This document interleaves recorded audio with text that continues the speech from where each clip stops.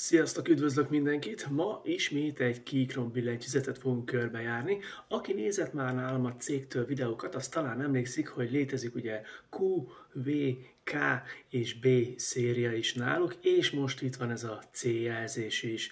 Természetesen ebben a mai videóban megpróbálok választ adni arra, hogy ez a C széria hová illeszthető be a Keychron termékpalettájába, és kinek is találták ki ezt a billentyűzetet. De amondó vagyok, kezdjük is!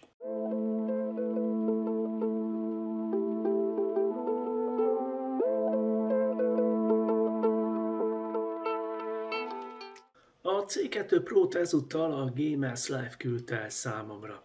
A billentyűzet doboza a már megszokott minőségi csomagolást kapta. A fekete külső borításon a full size méretű billentyűzetünk rajza látszik, a termék neve és a 8K-s felirat. A doboz felnyitva némi papír akad majd elsőnek a kezünkbe, alattuk a mai teszttermék vár majd ránk habszivacsal körbevéve.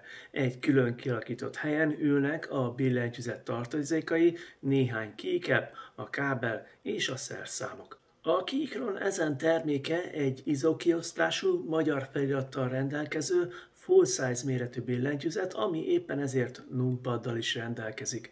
A hossza 436 mm, a szélessége 130 mm, és elől a magassága keycapek nélkül 19,5 mm lett, szóval kelleni fog neki a hely az asztalon, de hát a full size méretű billentyűzetek már csak ilyenek. A ház teljes anyaga műanyag, és a C2 Pro megjelenése engem a régi XT286-os, 386-os időszakbeli billentyűzetekre emlékeztetett.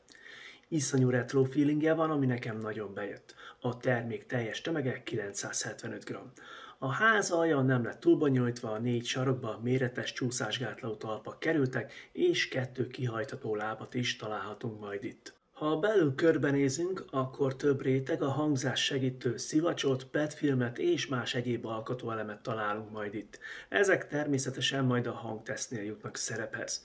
A cég az utóbbi időszakban még több hangsúlyt fektetett a stabilizátorokkal ellátott billentyűkre, és itt is kitömték a space alatti üres területet, és ez a leghosszabb billentyű is belül már gyárilag ki van tömve, szóval azért ennek lesz szerepe a hangzáskor. A C2 Pro ledjei déli tájolásúak, és a PCB a 3 és 5 pines mechanikus kapcsolókat fogadja majd. A Keychron ezen terméke Red, Brown és Banana kapcsolókkal vásárolható meg, én a JTC-től az utóbbival szereltet kaptam meg. Ezek a Banana kapcsolók szintén taktilisek, mint a Brown társai, de a 4 mm helyett 3,6 mm-en járnak, és a működtetésükhöz is csak 47 g forszerő kell.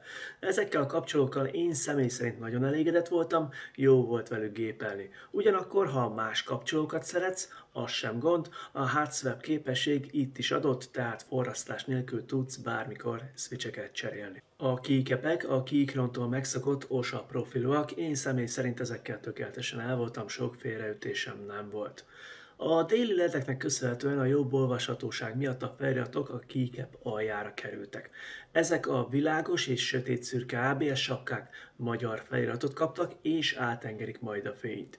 A dobozban megtalálhatóak a Windowshoz tartozó keycapek, szóval akit zavarna a Macintosh Command és Options felirata, az le tudja majd ezeket cserélni. Most pedig hallgassuk is meg, hogy mire képes a C2 Pro.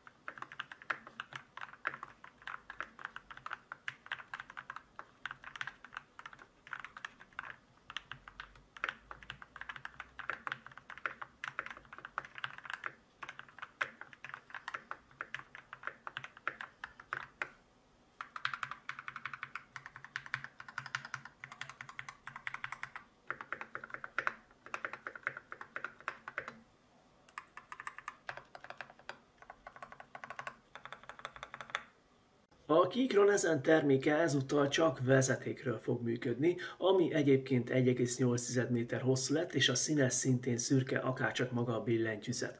A szögborítású kábel kellően flexibilis, mindkét vége USB-C végződésű, egyébként jár a kábelhez egy USB-A átalakító is. Erről a kábelről a termék 8K-s polling rate érték mellett lesz használható, bár halkan megjegyzem, hogy ez inkább a játékosoknak szánt reklámfogás, mert itt nem sok értelmét látom ennek a magas értéknek.